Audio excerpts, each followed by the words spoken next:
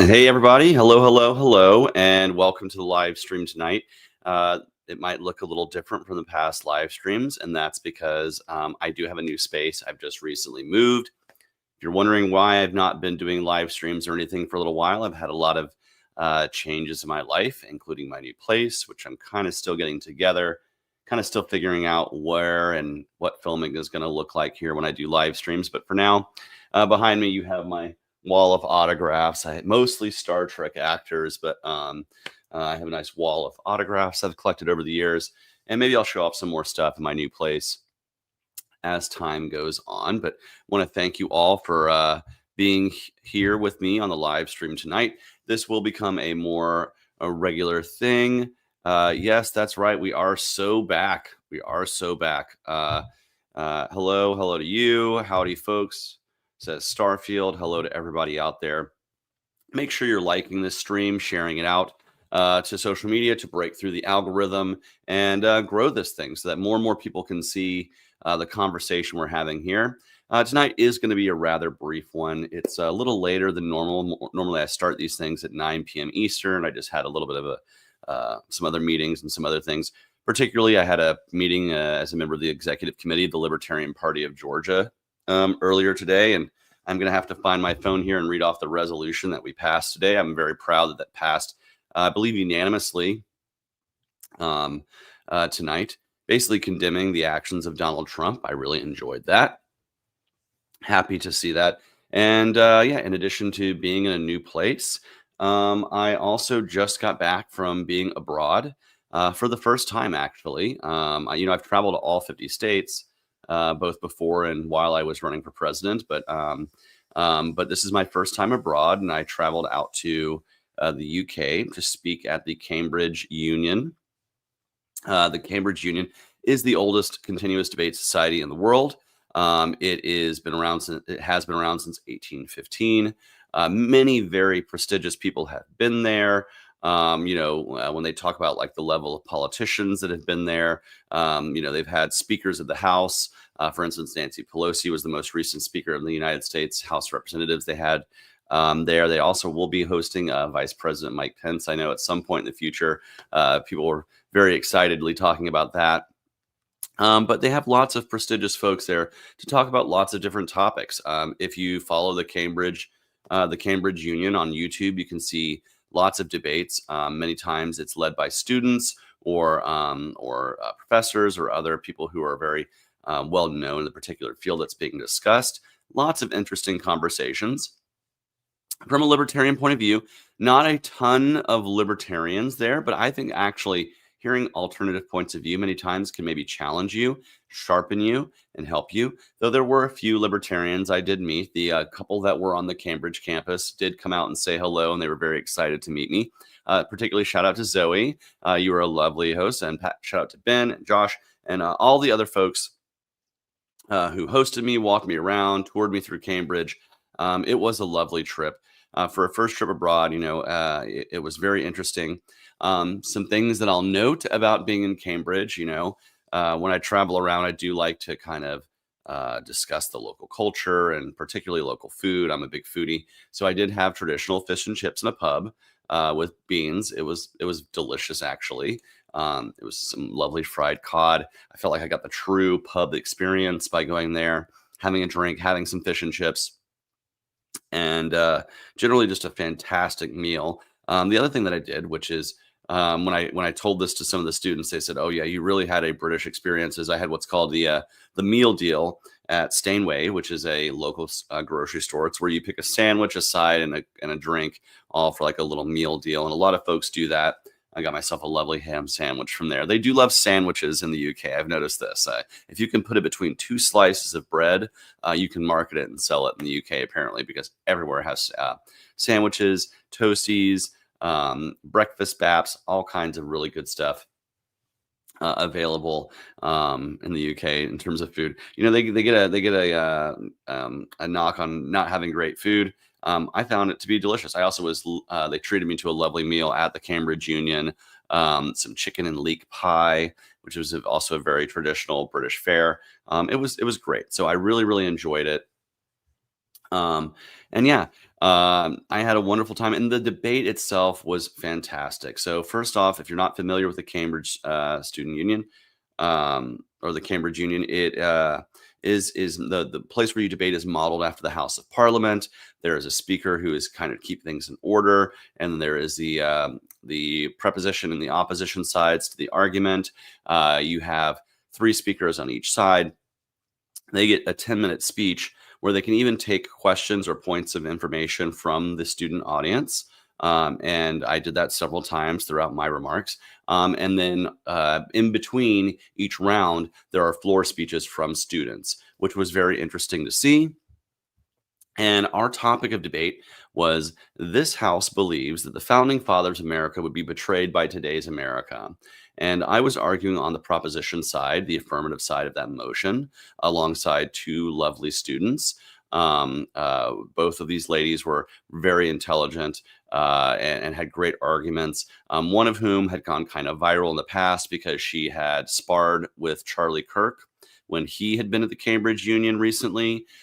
She was really great to speak with. But both of these young ladies were extremely well versed in their arguments. They came ready, and then just little old me. And then on the opposition side were two well-renowned history professors, as well as a fellow at Cambridge who's also a Yale Law graduate and former naval officer. So I feel like, honestly, I was a little worried that the experience side of things and the education side of things was kind of on the other side of the argument, but I felt like myself and again, the two extremely intelligent students, I mean, they blew me out of the water in terms of just intelligence. um, we did a great job, and I think we turned the tide in the room. We did win the argument. Spoiler alert. They do this awesome thing where those in attendance, they vote with their feet. That's what they call it. And you walk out of a door, either yes, no, or abstain. And that is how they count who wins the motion, is they literally have a teller counting how many people walk out each door to determine the winner. It's a very cool traditional way of doing things.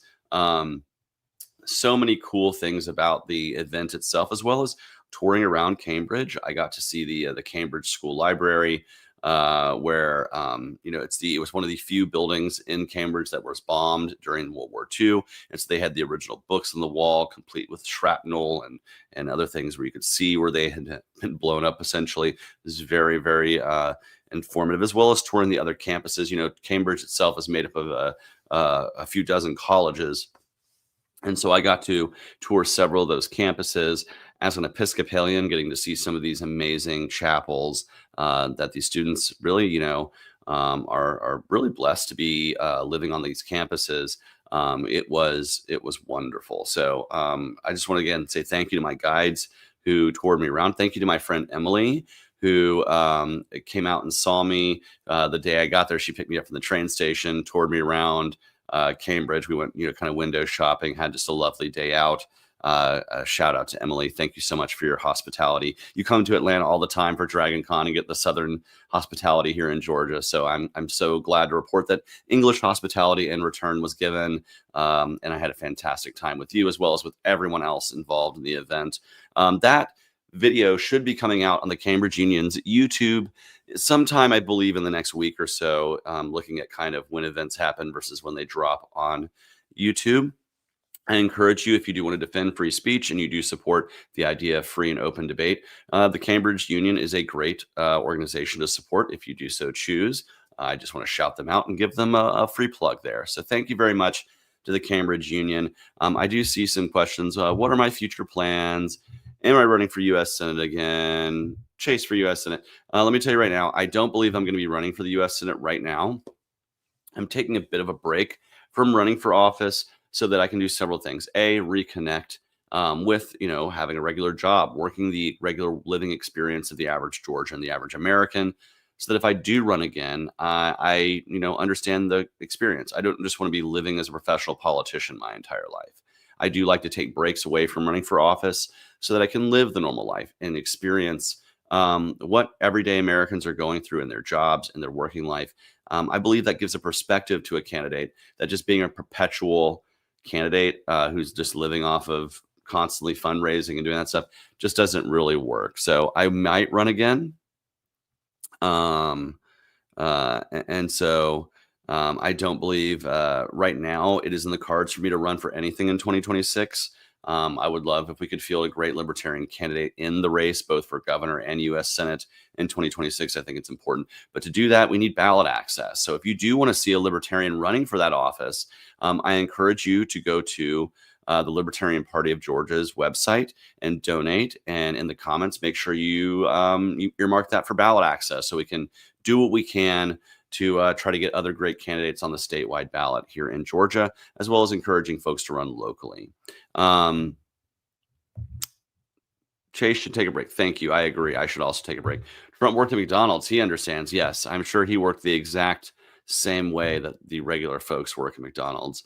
You just volunteered for Spike's Cohen's organization. Great, Jordan. Do that. Get whatever you can do to find a way to make a difference in your local community. I know Spike's organization, I believe that's You Are the Power, is what you're referring to. Does lots of great work. I have lots of friends who work with Spike and who work within that organization. So good on you for making a difference. Again, I'm back in the working world. So I don't have any plans to run for office right now, but let's talk about what has been going on. So one of the things I did notice traveling to Cambridge and back is the chaos at the airports because of the government shutdown, because of the air traffic controllers and TSA and all these things. And I think this really presents a great opportunity for the Libertarian Party to really advocate some great libertarian policy, namely privatizing airport security and the air traffic controllers. Many of our neighbors around the world have some form of privatized air traffic control.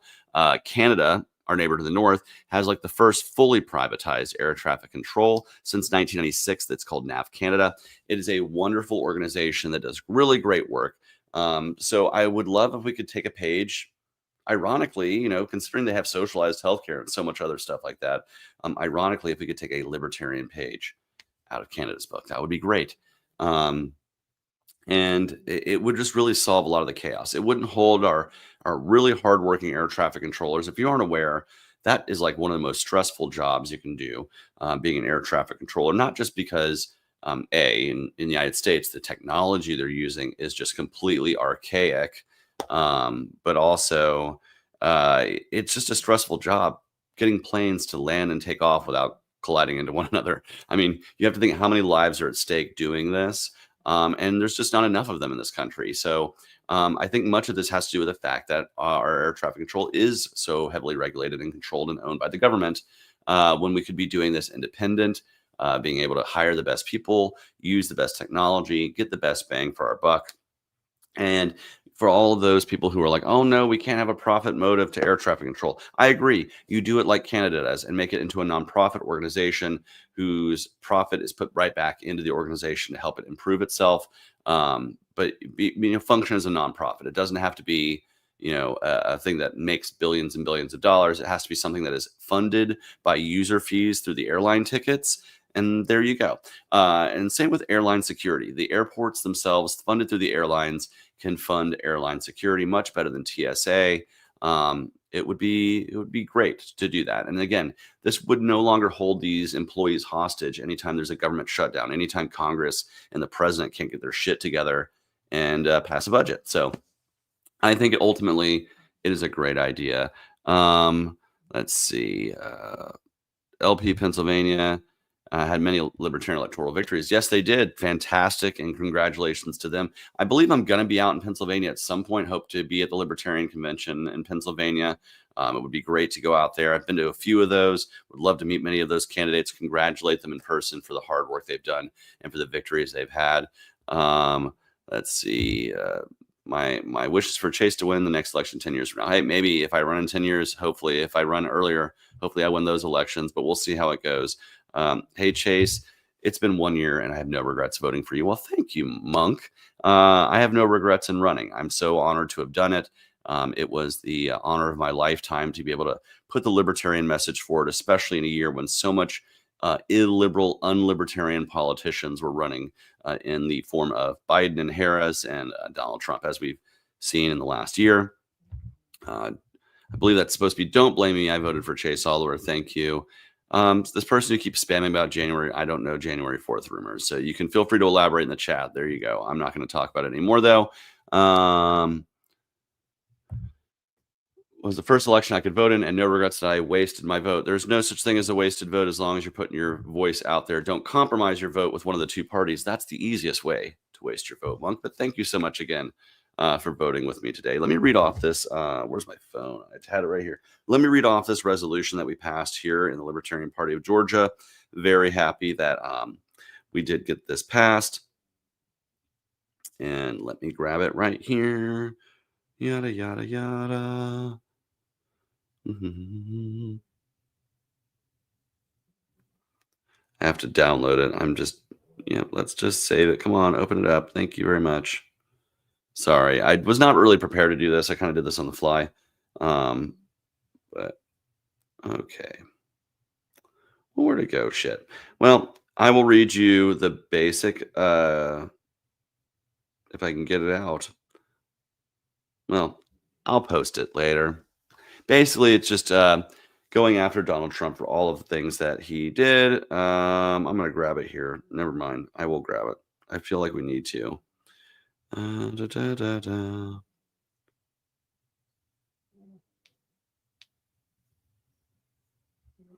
Okay, so there was an extra line added that involved basically saying that Donald Trump is not a libertarian, but I'll read you the previously amended because I can't find it as amended. But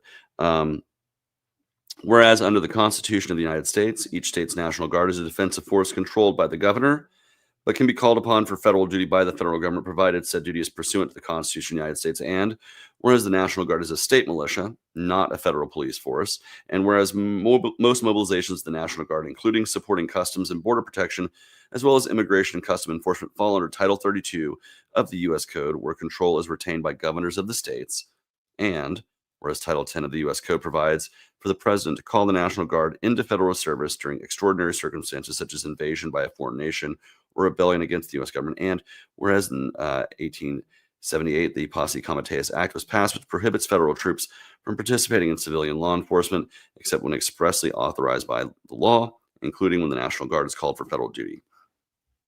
Whereas, I love all these, whereas there's so many of these.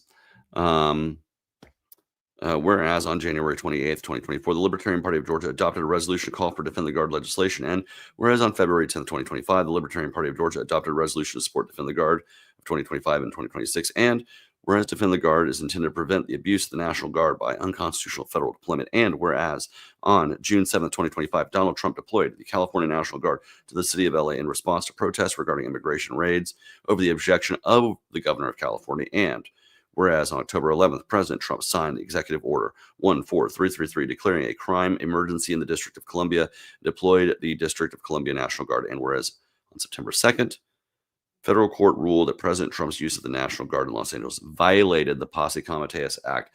And whereas in September of 2025, President declared the city of Portland a war-ravaged city despite no state of war existing. Almost a lot of breath here, you guys. Whereas on October 4th, 2025, a federal court temporarily blocked President Trump from federalizing the Oregon National Guard and deploying it to the city of Portland after the governor of Oregon objected. Whereas October 5th, President Trump attempted to circumvent the court order by deploying the California National Guard and Texas National Guard to the city of Portland. And whereas on November 7th, 2025, a federal court ruled that deploying the federalized National Guard units to the city of Portland exceeded the president's authority and made a temporary block permanent. And two more, you guys. Whereas President Trump established a clear pattern of pushing the boundaries of presidential authority while ordering deployment of the National Guard to U.S. cities against the wishes of both the governors of the states the National Guard units are from, as well as state and local governments where they are being deployed. Whereas the situation President Trump has claimed as justification for deploying the National Guard over the objections of the states does not rise to the extraordinary situations envisioned by Title 10. And whereas this pattern of behavior constitutes the abuse of the National Guard, therefore be it resolved, the Libertarian Party of Georgia condemns President Trump's abuse of the National Guard. Now, this is essentially us formally voting and saying we disagree with what he's doing with the National Guard by deploying them, by the actions they're taking, that they violate what we view as the Constitution and the spirit of, and the letter of the law.